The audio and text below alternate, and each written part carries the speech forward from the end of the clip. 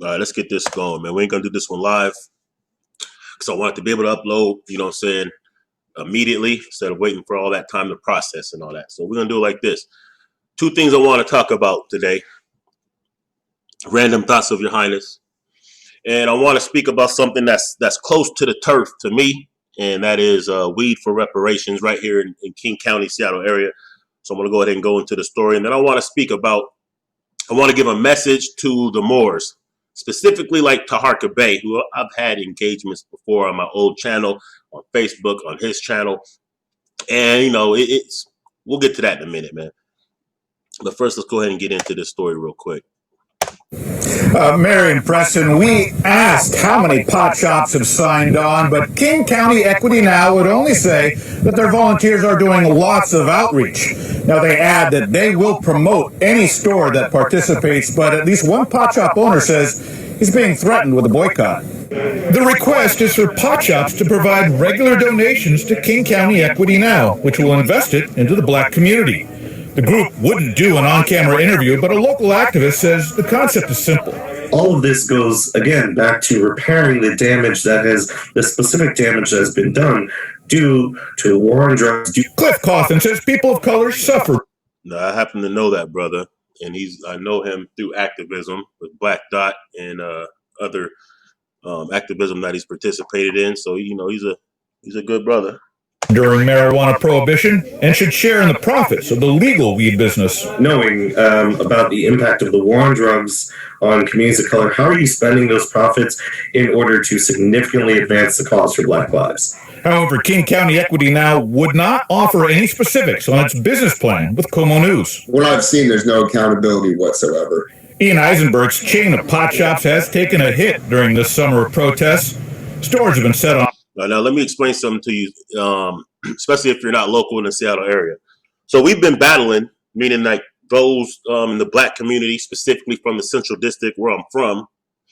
We've been battling with that specific weed shop, Uncle Ike's, for a minute now because they are at the forefront of the gentrification. They are taking all kinds of resources from the black community and not putting anything back. They are at the forefront of trying to get specific black institutions that have been long-standing in Seattle shut down so that they could expand their enterprise.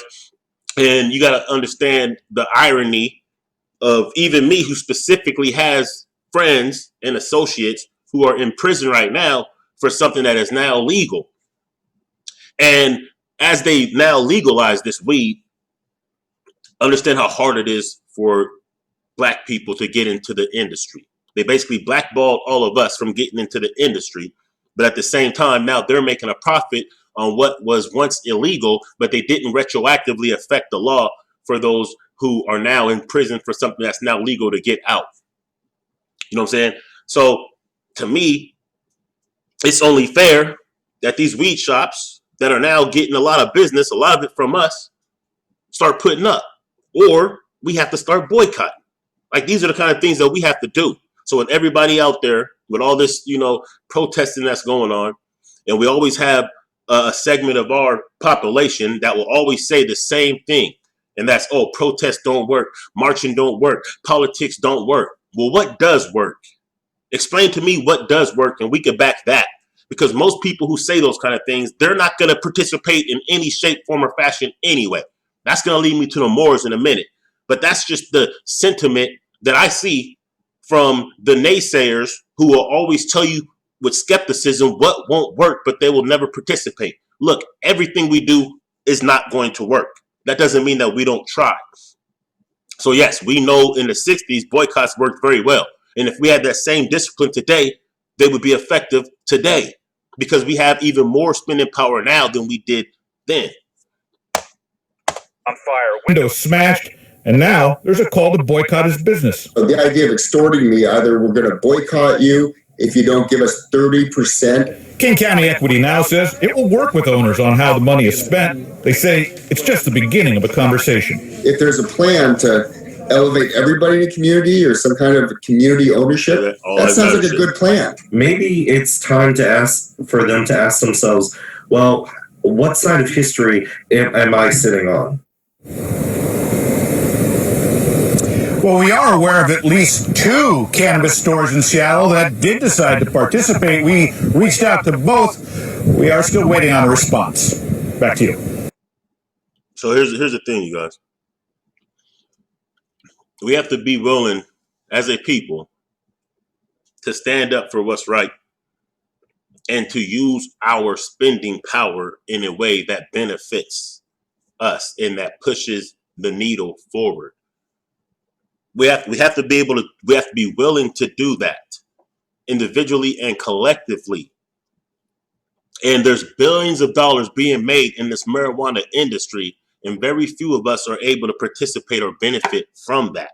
Yet most of us disproportionately have records because of weed that is now legal. And this doesn't just have to go to the weed, but we basically, with this reparations push, we have to identify companies that have benefited based on our oppression throughout the last 400 years, because there's many different banks, insurance companies, and corporations that were birthed during our enslavement and who have become wealthy that are still in existence. And we have to push for them to pay their part in the reparations, or what do you call that? Reparatory justice process. So these are the kind of things that we have to be pushing, man, and putting this stuff out there. Now, let me go ahead and get to the next topic real quick. Let's go ahead and get to the Taharka Bay. Now, we ain't going to play none of his video, all right? But this is the video. This is one of the last videos. So Taharka Bay is one of those Morris Science Temple dudes who will tell you that you can't call yourself black. They will tell you that anything that we as blacks do won't work because of this and that. They're never, ever on the front lines with us. They never, ever participate in the actions that we do to push the line for justice. They're never around, but they always have a bunch of advice. So what I'm asking is, why the fuck do you guys care what we're doing when you're not participating? And why are you telling us how to handle shit when nothing that you have shown us or nothing that you have done has pushed our cause forward? None of that Morris shit has pushed us forward. You look at anything we have done for progress, it has always been because of black power, period. It ain't been none of that Morris bullshit you guys are speaking has helped us. The only time I see you guys getting busy, only time I see the Morris getting busy is when they get caught with an illegal gun, underage hooker, and some cocaine. Then all of a sudden they're challenging the jurisdiction of the court. But I don't see them out there on the front lines challenging that shit at any other time. None of that fly shit is working. But they will always try to distract us. So the first thing that this Taharka Bebe will do is now he wants to undermine NFAC. Because he's seen something that probably scared him. He's seen something that he knows he would never be a part of. He's seen something that he has never, ever participated in or supported. And that is the idea of armed black men standing up directly against our oppressors, demanding justice, and even wanting that smoke if necessary. See, that's the only thing that's moved the needle for us. Understand that. You can go from the slavery rebellions. That was not paperwork. It wasn't paperwork that Nat Turner was submitting. He submitted a fucking sword because that was the only thing that he could do. And because of the rebellions, that's when it started registering that, hey, we better do something about this problem because they're ready to go for our throats. In the 60s, the same thing, even before that. But in the 60s, the same thing. Yes, we had organized protests accompanied with political maneuvers, but we also had the leverage of riots and rebellions that not only costed money, but that threatened them to the point where they knew something had to change because we knew something had to change. And that's what pushes the needle. We can use economics, politics, but we also have to have some type of pull-up procedure. We have to. All that paperwork ain't working. It ain't been working. What has it done for the Morris Science Temple? Are they in a better position than us? Than the so-called black color crayons? No. But like clockwork, what you'll see is these agents, because that's what they are. They even say that they're white by status. The only thing that they'll tell you is don't call yourself black. Like they're afraid of calling themselves black, as if that changes the reality that they lived in. But when their Moorish brothers get popped, none of that Moorish shit gets justice for them. So they don't want to be part of the problem or part of the solution, but they want to say everything's a problem that we're doing, but nothing that they're doing is solution based or actually effective. But they're quick to try to undermine anything that shows progress because they work by default for the oppressive powers in America, just like they worked for the oppressive powers in Belgium, in Ethiopia, all over the continent, all over the world. They have always, their history shows, assisted white supremacy in defeating us. And that's the exact same role that they're playing today. These are the same ones that will brag that they showed Christopher Columbus how to get to the Americas. But how'd that work out, bitch niggas? They're the same ones bragging that, oh, when Europe was dying from the plague, they showed them how to wash up and how to bathe and all that shit. Well, how did that work out? You guys brag about assisting our enemies, but then you go against us. Bitch ass shit. Yeah, Taharka, you know who I am. It's Jay Dizzle. That bitch ass shit, man. We're flaming all that shit. Right now, we're in a time where it's nothing but a purge. People are choosing sides. You have white people in Seattle, Portland, Wisconsin, Minneapolis, banging on the front line. Banging on the front line with us. Sometimes even more than us. See, because this is not just a black-white issue. It's a right-wrong issue. It's who wants to be on the right side of history. And because we are who we are, and because the world knows what time it is, yeah, some people are going to ride with us that don't look like us, and there's going to be some people that's going to go against us that look just like us. So you have to have the discernment to see what's what and separate. You think I care about what some Moorish cats that have never participated will say or think? Only enough to expose them for who they are. So I know all these pro-black militants, we don't need no white people in the movement. We don't need this. Listen, man, we're going to use whatever we can. See, the problem is it's fear. It's fear and the fact that you undermine the intelligence of yourself and your own people. So you assume that if any one lonely average white person comes into the mix, that they're going to be able to take over the whole damn movement because you don't have confidence in your leadership abilities. You don't really see yourself as a king or a queen if you fear some Starbucks employee white dude is going to come in and take over the whole damn movement. And you ain't built for this in the first damn place. Hannibal Barca commanded an army of all kinds of people. When he conquered them, he would employ them in his military. So I know some of y'all that talk all that fly shit, you don't really mean it. You don't mean what you say. A lot of y'all cats that's been speaking that Israelite Bible shit for so many damn years, a 400-year curse, is 2020 now. The curse should have been broken last year. So why aren't you speaking now power into your people and you're still speaking this cursed bullshit? Because you never believed it in the first damn place. A lot of y'all hoteps, y'all don't really believe the shit you say. Because you should understand, if we're kings and queens, we're going to rule this shit. And that means that other people are going to fall in line with us.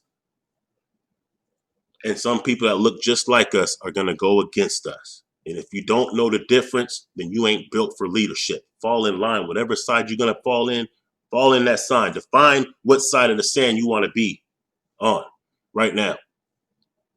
Because we want everything that's owed to us. And that's what we demand. And we don't expect it to be easy. We don't expect everything that we do is going to work perfectly. There's no such thing as a perfect revolution. Period. Revolution is complete and constructive change. It's not going to be perfect. Just like everything that they try to do against us also isn't going to work. So when you guys speak all that Illuminati and their sacrifice, you guys are giving them power that they don't deserve. You're giving them power over you that they couldn't have over you if you didn't give it to them. You're creating fear amongst our people because you're making them gods. Every time a storm or a hurricane happens, the first thing some of y'all extra woke conscious niggas say is that Hart did it. The white man is created. They're doing this. You're giving them the power of God.